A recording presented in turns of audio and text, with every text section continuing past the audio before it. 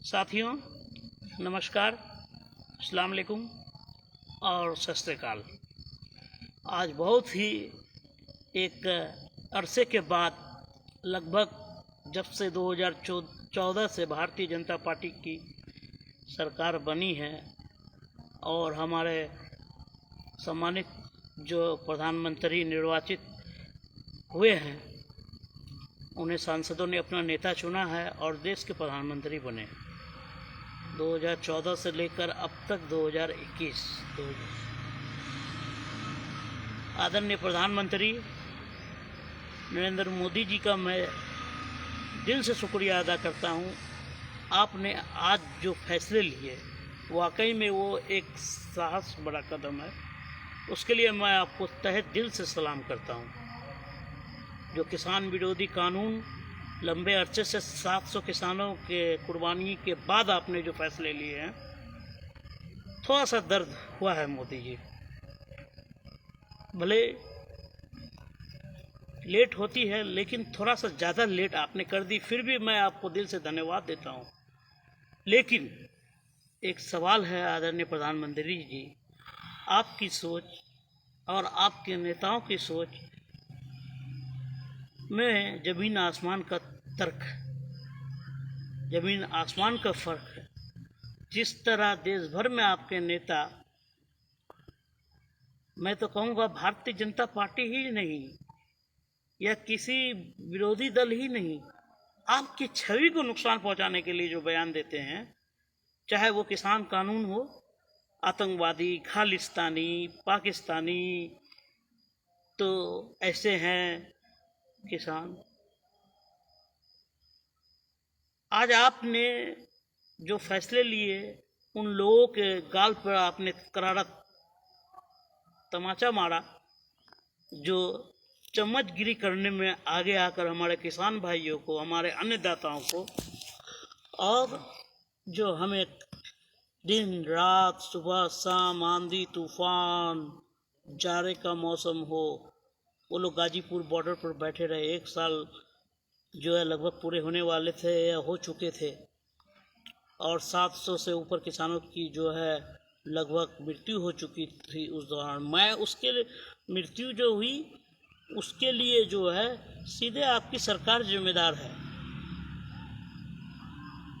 लेकिन आपने इस कानून में विचार विमर्श कर थोड़ा सा समय जरूर गंवाया आदरणीय प्रधानमंत्री जी। फिर भी मैं कृषि कानून से पहले जो देश में एक अज्ञानता भरी कानून, मैं जिसे कहूँगा देश में नफरत की बीज बोने वाली कानून, मैं कहूँगा देश में असामाजिक तत्वों को, सौहार्दपूर्ण माहौल को बिगाड़ने वाला कानून, मैं कहूँगा हमारे प्यारा हिंदुस्तान को विभिन्न धर्मों में बांटने वाला कानून, मैं कहूँगा फिर से आपको कि पूरे हिंदुस्तान में अब तक इस कानून को लेकर कई जगह दंगाएं, फसाद हो चुकी है। प्रधानमंत्री जी, मैं आपको बता रहा हूँ, जो कानून सीए, एनआरसी और एनआरपी जो कानून है, आदरणीय गृह मंत्री अमित शाह से भी मैं अनुरोध करता हूँ।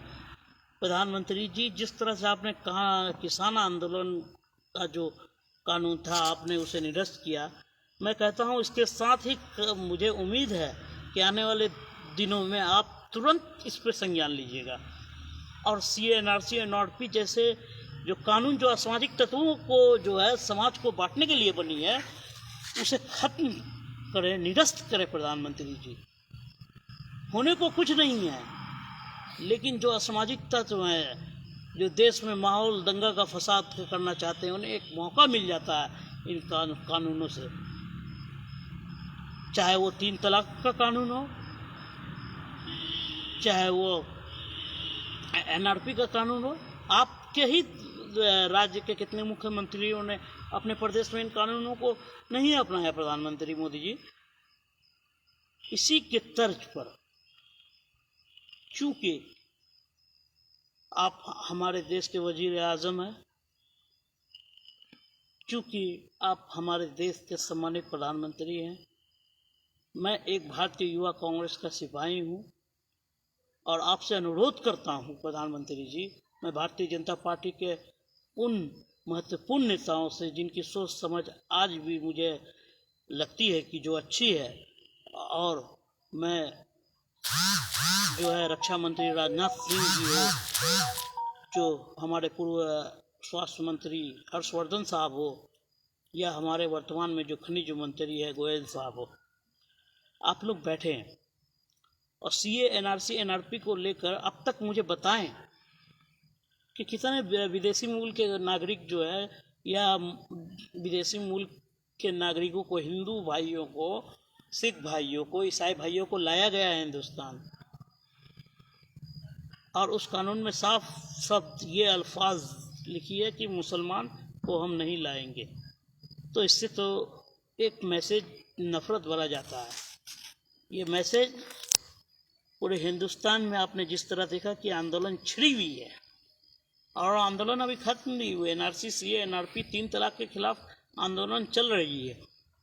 चूँकि मैं आपको बता दूं कि हिंदुस्तान के हिंदू हो, मुसलमान हो, सिख भाई हो, ईसाई भाई हो, उनको इन कानूनों से किसी प्रकार का कोई मतलब है ही नहीं। इनसे उनको नुकसान है, उनकी दुकानें बंद रहती हैं, उन्हें रोजगार में नुकसान है। लॉकडाउन के दौरान कितनी लोगों को नुकसान हुआ, कितने लोगों का इंतकाल हो गया, कितने मजदूर भाइयों की नौकरी जो है न यहाँ घर आकर जो है फिर वापस चले गए। कोरोना काल में जिस प्रकार ने देश ने एक साहस दिखाते हुए आपके साथ दिया प्रधानमंत्री जी, हमें उम्मीद है कि आप भी देश में एक समानता, एकता और हमारे जो देश के जो आज़ाद कराने वाले हमारे राष्ट्रपिता महात्मा गांधी, हमारे बापू जिसे हम कहते हैं, उनके तर्ज पर आप एक धर्मनिरपेक्ष भारत की जो कल्पना थी, आप उसे फिर से दोबारा जो है उसको पूरा करेंगे। हमें पूर्ण विश्वास है कि आप रोजगार और बेरोजगारों को रोजगार देंगे। हमें पूर्ण विश्वास है कि आप इन कानूनों को भी निरस्त करेंगे और तुरंत निरस्त करेंगे।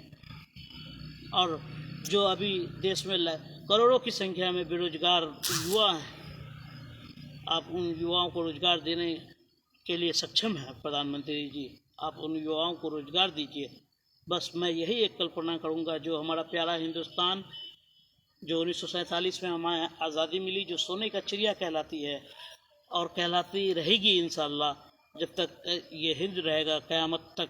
मैं आपसे अनुरोध करता हूँ, इसी तर्ज पर आप एनआरसी एनआरपी और 3 तलाक जैसे नफ़रत फैलाने वाले बिलों को जो है आप निरस्त करें। बहुत बहुत धन्यवाद।